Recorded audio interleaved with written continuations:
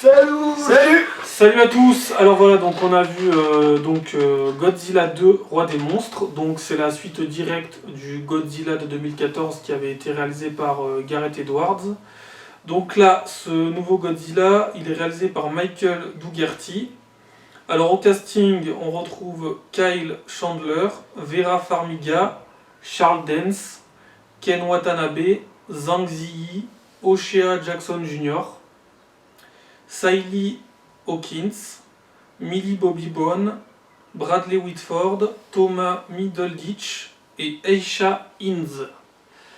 Donc voilà, un casting assez méconnu pour certains, plus connu pour d'autres, style Charles Dance, Ken Watanabe ou O'Shea Jackson Jr. ou même Kyle Chandler.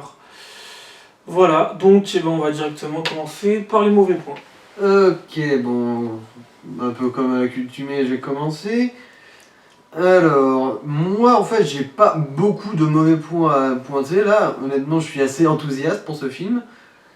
Mais il y a quand même 2-3 trucs qui m'ont bien dérangé.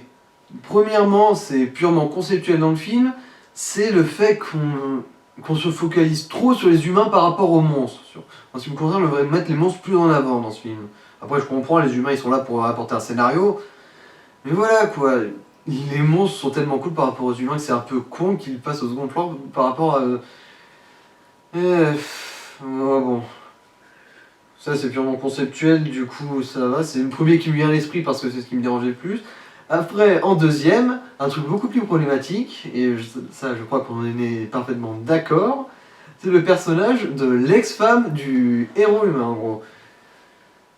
Mon dieu qu'il est nul ce perso. Déjà c'est un cliché vivant, mais c'est même pas un bon cliché vivant. Alors en gros, je vais vous spoiler un petit peu ce qui s'est passé au bout d'un quart du film. L'ex-femme du héros a décidé de coopérer avec des éco-terroristes pour ressusciter les monstres. Et de son plein gré, hein, genre, il y a sa fille qui est prise en otage, mais non, elle le fait quand même de son propre accord. Hein. Donc, en même temps, elle était face à Tywin Lannister, elle n'avait pas le choix. Non mais justement, l'acteur qui joue Tywin Lannister dans ce film, il aurait...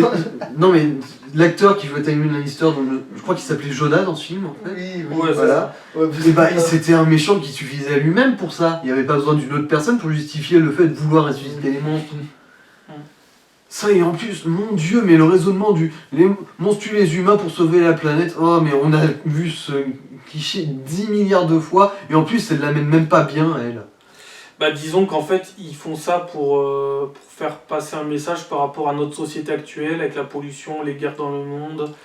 C'est un message qu'ils veulent faire passer. Voilà. Après ils pouvaient aussi bien le faire passer par le biais du personnage de Jonah justement. Oui. Ouais mais ça reste un défaut parce que autant la problématique existe pour de vrai, autant la solution de je vais les tuer pour les sauver c'est débile à souhait.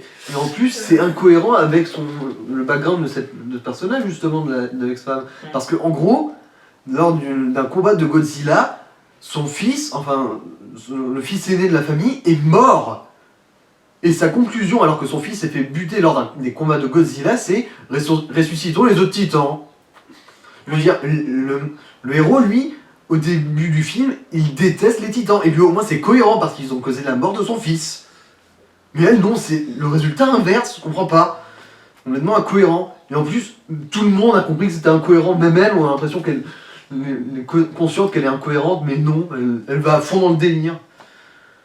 Ce personnage-là m'a exaspéré, et honnêtement, qu'on la voit mourir à la fin, on dit en même temps, elle a cherché, casse des merdes. Puis même, c'est même pas touchant. Hein. Ah non. C'est à la limite un tout petit peu touchant pour sa fille, mais c'est tout. Ouais. Pour son personnage de mère, pas du tout. Mais ouais, oui, parce que oui, c'est... ça mène nulle part. Je veux dire, d'accord, oui, c'est clair que la fille, ça lui fait du développement, mais ça lui fait du développement par rapport à ce que sa famille, c'est le bordel, et que de toute façon, tu te doutes bien que c'est le bordel, vu que c'est une famille un peu pétée à cause du fait que y a quelqu'un qui est mort et tout, le drama, tout ça. Mais après, qui t'a insisté sur le drama, aussi, peut-être pas s'insister sur le fait que la mère était con. En parlant de trucs pétés, je viens d'y penser, là, un tout petit détail. Au début, dans un des bâtiments de Monarch, hein, l'entreprise qui gère plus ou moins les titans, on se rend compte que leur sécurité est un petit peu pétée vu qu'il faut rentrer une fillette, enfin pas une fillette mais quand même une jeune fille absolument pas habilitée, absolument irresponsable, dans un endroit ultra sécurisé, on la laisse se balader comme si c'était chez elle. Ouais, mais en fait, c'était pas vraiment une fillette. Comme c'était une sorte de garçon manqué, ils ont dit autorisation. Parce que c'était un garçon manqué. Encore une fois, on est dans un cliché d'ailleurs. Mais bon, après, c'était pas non plus un cliché ultra appuyé celui-là. Je vais pas taper dessus là-dessus. Et je suis complètement con de le dire. Quoi, cette fille, ça va, elle fait sa puberté, mais bon, on peut bien la laisser manipuler les produits dangereux. Mais. En parlant de sécurité, tous les bâtiments ultra sécurisés de Monarch se sont fait totalement dominer par une équipe de 10 mecs avec des flingues. Ultra sécurisés, mais pas trop non plus, quoi.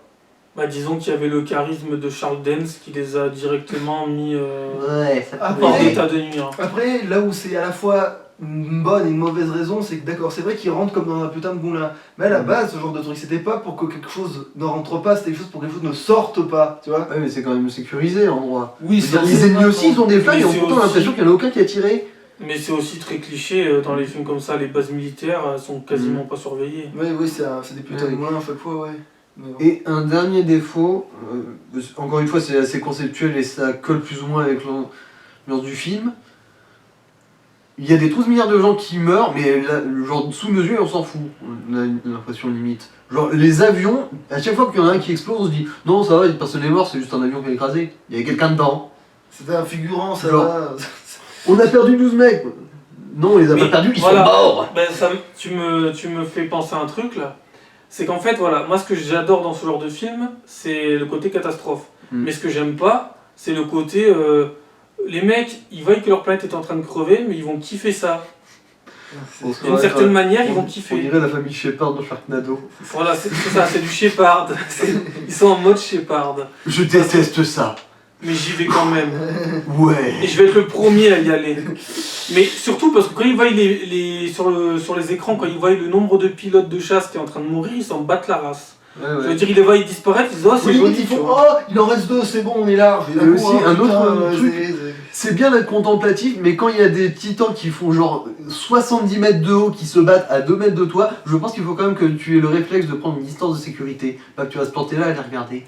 Puis ce que je déteste, c'est quand ils sont dans leur jet ou quoi, là, dans leurs super avions, les héros, hein, parce que pas les pauvres pilotes de chasse qui sont morts. Les héros, ils disent ouais, il nous reste 10 mètres d'avance sur le ptérodactyle, et ben c'est bon, on est tranquille, ça va 10 mètres, ça suffit, on est des héros. En plus, ils kiffent ça, c'est trop bizarre. C'est comme la chinoise qui au début ne savait pas grand chose, de temps en temps elle sortait un terme, mais à un moment donné elle dit c'est bon, je connais ce spécimen, regardez ça, ça me fait bander. Non, c'est bizarre. C'est un ressort scénaristique assez classique, ça, de découvrir des informations plus tard sur l'ennemi.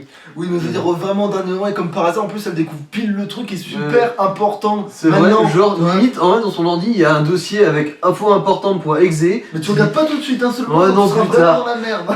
D'ailleurs, donc il y avait Tywin Lannister, mais on avait aussi Cersei Lannister, parce qu'en fait, Zhang Ziyi, la chinoise, elle me faisait penser à Cersei, mais en chinoise. Dans les saisons 6, 7 et 8 de Game of Thrones, elle avait la même coupe et les mêmes tréfins. Alors je me suis dit, c'est la Cersei. C'est qui ça en fait dans le film? C'est la chinoise là qui celle qui parle du spécimen. D'accord. C'était la Cersei asiatique, ça me faisait penser, ça me faisait rire tout seul. Bon. Alors après. Franchement, il est grand là. Après, il y avait aussi le fameux défaut de la queue de... Comment il s'appelle, voilà, Ghidorah. Alors voilà, donc on n'est pas dans Jackie et Michel, ok. Mais quand t'as une grosse queue comme ça, avec des pointes au bout, serre-toi-en. Oui, tu tapes pas une fois dans la bouche. Après, je sais que c'est pas l'orifice de base, mais certain. Non, parce que Godzilla, il en a une grosse, il s'en sert bien. Parce que d'accord, il a 3 têtes, le bestiau. Et justement, genre... Puisque t'as une seule truc, masse d'armes, oui, tape avec, voilà, c'est... Surtout que, voilà... Ils en ont 2 dès que... Enfin, en plus, bah oui, donc en plus, oui, donc voilà, donc t'en as 2, hein... En plus, je me suis dit, bon, t'as une grosse queue avec des pics, tu vas blesser Godzilla avec. C'est un des premiers trucs qui nous montre de lui, en fait. Surtout qu'il le zoome bien, oui, donc en plus, voilà, donc il en avait tellement 2 que j'ai cru qu'il en avait qu'une tellement il s'en sert, voilà, tu vois, c'est... Et surtout que c'est pour varier les attaques, je sais pas, tu fais des attaques éclairs, Mais après, tu fais une attaque grosse queue avec des pointes, je sais pas, c'est quelque chose, combine les attaques. Ouais. C'est clair que Ghidorah, à part son souffle, vu qu'il a pas de bras, il peut pas donner des coups de bras, du coup, Oui, c'est normal d'utiliser sa queue pour frapper. Sans qu'il fasse non plus des méga tourbillons, qu'il fasse au moins retourner de temps en temps les levelins, tu vois. Et en plus, il vole, il a de l'élan, il peut faire de l'élan en plus, tu te dis merde. En fait, il se protège avec ses ailes, il envoie des décharges électriques et... Oui, parce qu'en fait, voilà, j'avais remarqué ça aussi des fois. Un coup, les combats, ils ont l'air d'être super bien faits parce qu'on sent super bien les impacts. Et un coup, des fois, tu te dis, putain, en fait, ils ont chorégraphié ça parce qu'ils se disent, ah, là, ça va faire presque réaliste. Mais putain de merde, là, qu'est-ce que t'en veux du réalisme là-dedans? D'ailleurs, en termes de combat, faites-en plus. Voilà, c'est tellement cool. Le réalisme, c'est ce qu'on vient voir. Faites-en Moi, je plus. préfère voir un truc trop teubé par rapport à leur taille, qu'ils pourraient jamais faire ce mouvement avec le poids qu'ils sont censés faire et tout. Genre, je me doute qu'en vrai, un machin qui fait de la lave et qui a des ailes putain de cramées, il peut pas vraiment voler aussi aisément que l'autre le fait. Mais voilà, mais je m'en on fait fous. faire ça. Voilà, je m'en On fous. est là pour ça, de toute Je façon. veux On n'est voir pas là le- pour du réalisme, on est là pour voir des monstres ultra pétés se battre et tout démolir. Voilà, moi je veux voir le truc qui vole, qui d'un coup il y a tous les trucs autour de lui, et effectivement il fait une pirouette qu'il devrait pas être capable de faire du tout physiquement, mais au moins il défonce tout le monde, il montre que c'est une vraie menace aérienne, bordel. En fait, qu'il n'y ait pas des trucs réalistes avec les créatures, ça choque pas, mais que ça soit un peu plus réaliste au niveau des humains, dans leurs relations, dans leur façon de se sauver de certaines situations, ça serait peut-être mieux. Mais voilà, parce que les monstres, limite, des fois ils faisaient genre attention, il faut que ce soit un peu réaliste, et puis des fois d'un coup, c'était les monstres, ils s'en battaient les couilles justement qui étaient plus impressionnants. Mais on va parler ça dans les bons points, ça. Et après, il peut, alors Ghidorah, il peut régénérer, enfin sa tête, voire même ses têtes, je pense, Ouais, oui. tant qu'il en a une, quoi. Ouais. Mais par contre, il peut pas utiliser ses deux queues. C'est bizarre. Ou sa queue, je sais pas. C'est un peu bizarre, ça qui me paraît un peu con. Ensuite, donc, dans les mauvais points, donc, on a aussi Charles Dance qui...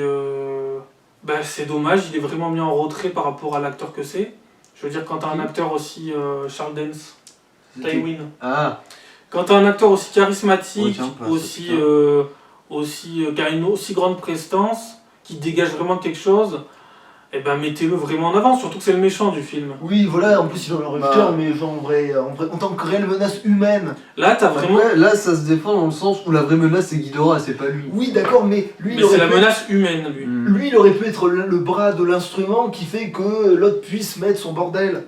Et en plus, on voit clairement. Surtout que ça s'est déjà vu dans des films où t'as la menace humaine et la menace extraterrestre. Ouais. Du genre, par exemple, dans Transformers 3, la fâche cachée de la lune de Megan Fox.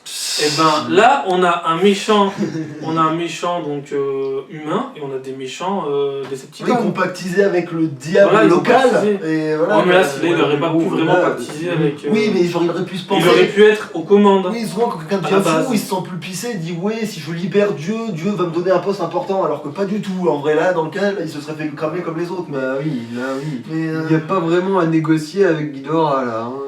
déjà qu'il vient même pas de ta planète, alors qu'est-ce que tu veux On pourrait même comparer ça encore plus au, je sais pas, un Jurassic Park. Oui, voilà, genre, oui, voilà, oui, Donc, exactement, voilà, oui. C'est peut-être même mieux de comparer à ça, ouais. Mais ça peut être aussi comparé aux Transformers. Mm. Autre mauvais point.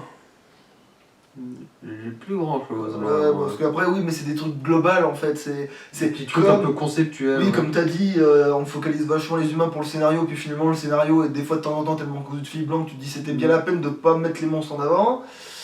Oui, voilà, quoi, oui, c'est sûr qu'il y a des trois trucs comme ça. Après, bien sûr, il y a des trucs pétés dans le film, mais c'est pas pour ça qu'il est pas. Non, ça n'a rien à voir, ça.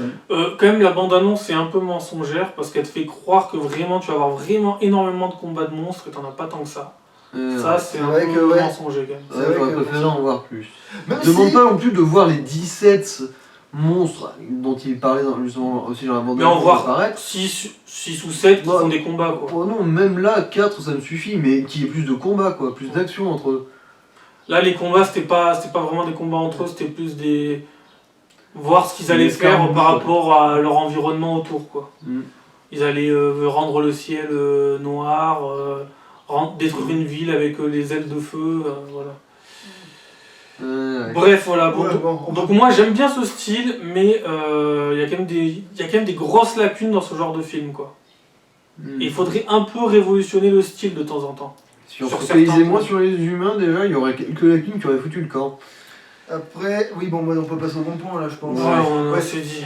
Et surtout que, voilà, là, du coup, je vais pouvoir rebondir là-dessus, c'est qu'effectivement, la bande-annonce, elle te montre des passages, des fois où t'as l'impression, oui, ça va être de la baston et pas ça, mais par exemple, il y a des quand même, comme on sent bien les impacts, tout le bordel en vrai dans le film, il y a des scènes qui sont en fait super clés en fait, qui sont mis dans la bande-annonce et que tu t'en rends pas forcément compte justement dans la bande-annonce. Bon, en fait, c'est ça pour tous les films dans la bande-annonce. Mais là, par exemple, tu vois, quand t'es comment il s'appelle déjà le papillon Motra. Motra. Motra. Motra, en gros, c'est tu mythe.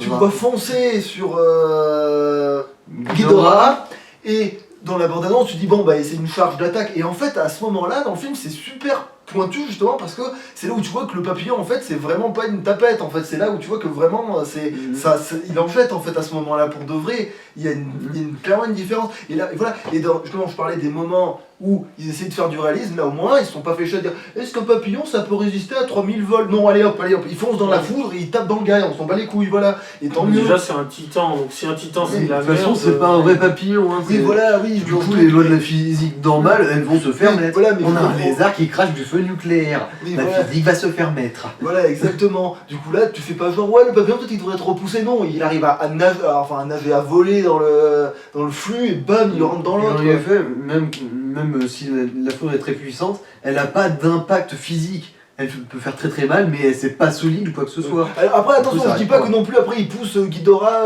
à l'infini, non, c'est juste que il rentre au contact, c'est tout. Hein. Après non, il se passe pas un truc miraculeux où il envoie boulet à 50 mètres, non, il y a pas de ça, mais voilà.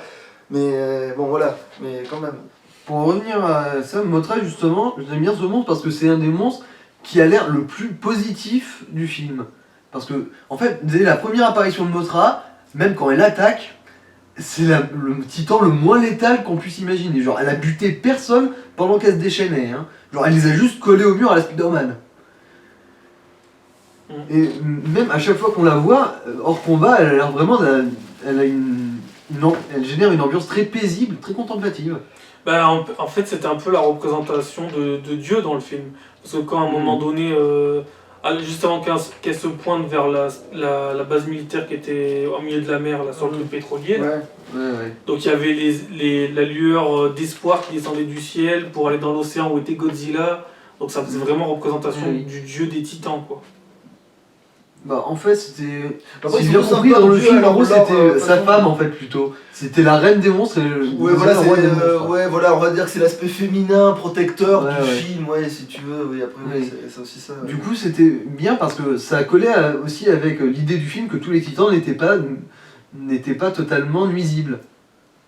Parce que elle s'en déconnait, comme titan dangereux, même quand on l'attaque, elle ne se tue pas. Oui, le titan le plus nuisible, c'était clairement la mère de famille, donc... Ouais, c'est clair que c'est un gros nuisible. Un gros nuisible, ouais. Donc, et aussi, les autres titans, alors le ptérodactyle de feu, je crois qu'il s'appelle Rodan. Je l'ai trouvé très cool, surtout dans la manière où, quand il vole, tout ce qu'il y a en dessous de lui se fait soulever par le vent. Je trouvais ça vraiment très cool. Ça donnait vraiment l'impression, genre, démon destructeur. Hein. Là... Mais en fait, tous les monstres, ils avaient vraiment la classe à leur façon. Ah, mais c'est clair que c'est ça de bien faire les impacts. C'est comme ce moment-là, tu sens bien que le monstre, il est pas là pour, tu vois, genre, le moins de mouvement, tu sens vraiment qu'il est tellement gigantesque qu'il va tout bourrer, puis c'est là. C'est comme, tiens, à un moment, t'as le fameux Ghidorah, là, il se retrouve contre un building, et là, tu penses qu'il est coincé, et que du coup, pour se décoincer, il va devoir tirer très fort derrière. Non, t'as Godzilla, il lui rentre dans le marron, il dégomme tout le bâtiment, tu vois. Bah, tu vois, là, ça me fait penser que j'aurais aimé en voir plus. Oui, voilà, parce que là, tu veux... Et peut-être plus de combos d'attaque aussi. Oui, ils ont tous un petit traitement un peu spécifique. Genre Godzilla, voilà, hein, c'est le roi, voilà, et c'est comme ça qu'ils le présentent. Ghidorah, ce qui est marrant, c'est qu'il montrait bien que toutes les têtes étaient indépendantes. On voyait même les têtes interagir entre elles. Oui. Genre, j'avais l'impression que la tête du milieu, c'était la tête dominante. D'ailleurs, je sais pas si... la tête pensante, ouais. Voilà. Je sais pas si vous avez remarqué, à un moment, ils préparaient un cliché au tout début qu'ils ont complètement oublié en faisant leur scénario, je suis sûr. Tu vois, à un moment, le type, au début, il est comme ça dans les fourrés, il observe des loups au loin et tout, qui sont en train de communiquer et tout. Et tu te dis, à un moment donné, ça va savoir quand le gars, il va se parler avec ses têtes et comment ils vont se disputer, et il va pouvoir interpréter ça et s'en servir contre lui. Et ben pas du tout, puisqu'ils ont dû oublier ou de le faire en cours de route, ou alors ils ont zappé. Oui, voilà, ils ont zappé complètement, ouais, alors ils ont jamais voulu faire ça, peut-être. Ah bah pourtant, une scène comme ça, c'est pour t'amorcer un truc comme ça normalement. Ah bah... Elle manque de... Bon, tu vois, du coup cette scène est bizarre, ça m'a pas... Je lui dis mais attends, tu nous amorces un truc où il prévoit de pouvoir communiquer avec le monstre, parce que entre ces trois têtes il va se passer une connerie, Et pas du tout, et en fait tu nous fais pas du tout ça, je dis c'est bizarre, ça, bah, surtout qu'en plus c'était tellement centré sur les humains à un moment donné, je dis attends ils vont forcément Ou sortir alors ce c'était truc-là. fait pour faire croire qu'il y allait avoir un truc comme ça plus tard et pas du tout. Ah bah dans ce cas Des ça a fois, marché, il y a des s'ils trucs voulaient comme me leurrer, ils l'ont fait comme il fallait, parce que je l'ai attendu tout le long qu'à un moment donné les têtes se creusent, et que l'autre il interprète un truc, il fasse il faut faire ça pour le déstabiliser, tu vois. Donc, Mais, autre point positif, donc la durée du film, encore une fois, comme pour tous les films, c'est très important. Le film durait 2h12 avec le générique compris, donc c'est une bonne durée. Ça aurait pu être plus long, hein, 2h30 pour faire un peu plus de combats de monstres. Ouais. Euh, Ça aurait pu, oui. Bon, bah, le casting, c'est pas non plus le casting 5 étoiles, mais c'est un très bon casting. Les acteurs sont efficaces, tous bons. Le personnage de Ken Watanabe, il était vraiment très cool. Hein, Oui, et d'ailleurs, je suis fan de son doublage. C'est vraiment un doublage qui a de l'impact. C'est un doublage à la Stallone, quoi. C'est un doublage qui est dans la catégorie du doublage de Stallone. C'est un très bon doublage qui fonctionne très bien avec cet acteur, et cet acteur qui d'ailleurs joue qu'avec des Pikachu ou des Godzilla, d'ailleurs. En parlant de ce personnage, d'ailleurs, il a une de mes répliques préférées, c'est quand il fait un petit discours, il lui dit « Ah, tu as imaginé tout ça, ce discours ?» « Non, je l'ai vu dans un biscuit de fortune chinois. Un très gros biscuit de fortune. » C'est la seule réplique qui m'a un peu fait marrer chez les humains. Et puis j'ai aimé la petite touche asiatique au casting aussi. Bah après, Et surtout, le personnage de Ken Watanabe, c'est le seul personnage important des humains qui meurt. Ouais. Oui, c'est vrai qu'au moins, c'est vrai que c'est pour une fois qu'il y a une scène avec de l'impact, c'est vrai que celle-là, elle en a. C'était pour montrer, c'était un peu pour dire, tu vois, je suis japonais, t'es mon produit dérivé, je viens t'aider. Ouais, c'est mon vieil ami, tu vois, pour C'est une fois aussi qu'on a un réussi à te porter à C'est l'écran. aussi un peu un son du pardon parce que, à la base, il y avait aussi une des thématiques, c'était le fait que le héros devait pardonner à Godzilla d'avoir causé toutes ces destructions. Et le fait que, justement, ce soit un japonais qui aille ressusciter Godzilla au période de sa vie, sachant que Godzilla, les premières vies qu'il a détruites, c'est des villes japonaises, je suppose que ça colle peut-être un petit peu avec la thématique. Ouais, aussi. Surtout que, à la fin, il lui dit mon vieil ami. Ouais, donc voilà, oui, j'ai raison. Mon vieil ami qui me fait gagner mon pain. Merci d'être dans ce film-là. Ouais. Ouais, bah oui, mais de toute façon, oui, c'est un peu. T'avais l'impression que l'acteur, comme il devait prononcer Godzilla correctement, sûrement, ou un truc comme ça, t'as l'impression qu'à un moment, il y avait presque surtout lui qui disait son nom comme ça. Il y avait que lui qui l'appelait Godzilla, tous les autres, enfin, si, les autres aussi l'appelaient Godzilla, évidemment, mais lui, quand il le disait, ça avait une autre gueule quand il lui le disait. Il le disait d'une manière genre biblique. Un peu. Oui, voilà. Lui, quand il le disait, ça avait vraiment de la gueule à croire qu'il recevait un chèque. Je vois qu'il le disait, tu vois. Genre, ok, tu as tellement bien dit, je te paye. Un acteur américain n'a pas le droit de dire ce nom, ça vient de notre pays, c'est à moi de le dire. C'est nos produits dérivés, c'est notre pognon, c'est notre économie japonaise. Ouais. Ouais. Donc sinon, hormis ça, bah y a rien à dire de plus. Les monstres sont juste trop cool. Ouais. Voilà. On aurait aimé en voir plus. Oui. Voilà. Donc C'est à la fois une qualité et un défaut du coup. Parce qu'ils sont tellement cool que c'est dommage qu'ils ne soient pas plus présents. Donc on peut finir par la note. Ouais. Alors, étant donné que j'ai adoré ce film mais qu'il y a quand même 2-3 grosses stars, je vais mettre 7. Ouais, moi aussi. Bah, oui, mais de toute façon, dans son genre, il est. Genre l'ex-femme, elle a viré 2 points là-dedans, je pense. Ouais, de toute façon. Peut-être pas deux, mais Au un moins, bon point. Ouais, elle a au moins la moitié des torts là. Bon, bref. Et oui, du coup, pareil, moi 7 aussi. De toute façon, je l'ai carrément préféré au 1, donc oui, tu peux y aller. Donc ça fait un 14 sur 20, ça va. Ouais. Correct. Si on pouvait faire des demi-points sur les... en mettant sur 10, j'aurais mis 7,5 sans hésiter. Hein. Ça mérite bien un 15. Et bon. Voilà, on fait donc, pas sur ça, donc oui. Ouais. Donc, deuxième film de la trilogie Godzilla. Et donc, il y a eu le film avec King Kong. J'espère que celui-là va bien marcher au box-office, puisque le premier film avait fait environ 500 millions, ce qui n'était pas un flop, mais ce qui n'était pas non plus une totale réussite. Ouais. En plus, ce genre de film vraiment assez connu quand même, mine de rien, pour faire celui-là. En plus, ce Enfin, style ouais, de film, pas c'est dans le vraiment style culte, ça cinéma, mériterait d'avoir plus les d'attention. acteurs avaient une certaine notoriété quand même, mine de rien, tu vois. Oui, c'était pas un casting de merde. Ouais. Mais après, c'est pour ça, c'est pas la peine de prendre des grands castings hyper, des Brad Pitt, des... Ou alors pour lancer la licence et après tu mets des Oui, gens mais il n'y en a avec- pas vraiment besoin, parce que tu as juste besoin de mettre des acteurs un peu bankable et un peu... qui jouent bien. Des acteurs décents. Comme oui. il faut mettre les créatures en Après, première... Oui, mais Ouais. après c'est sûr que c'est pas parce que aussi tu fais un film avec de la destruction et tout et que c'est basé sur un monstre numérique que tu dois pas mettre un bon acteur dans ton film qui est connu, hein. Ça veut Non, pas dire non, ça non, du non. tout, hein. Mais Mais t'es pas obligé de mettre vraiment On la s'en tête fout de la d'affiche notoriété, qui on met veut sur juste que le l'écran. film soit bien. Voilà. Et dans Et là, celui-là, c'était pas mal. Bon, on va Ouais. couper la tête de Ghidorah là, parce que ça fait une tête en trop là. Non, Ouais, et c'est dans ça, la tête centrale, la tête et pensante, dans- pour ta casquette connard. Et dans ce film-là, t'es pas obligé de mettre une bombasse, voilà. Hein. Voilà, et ben voilà, c'est Ouais. notre analyse sur Godzilla. Ouais. À la prochaine, Allô. ciao. Ciao.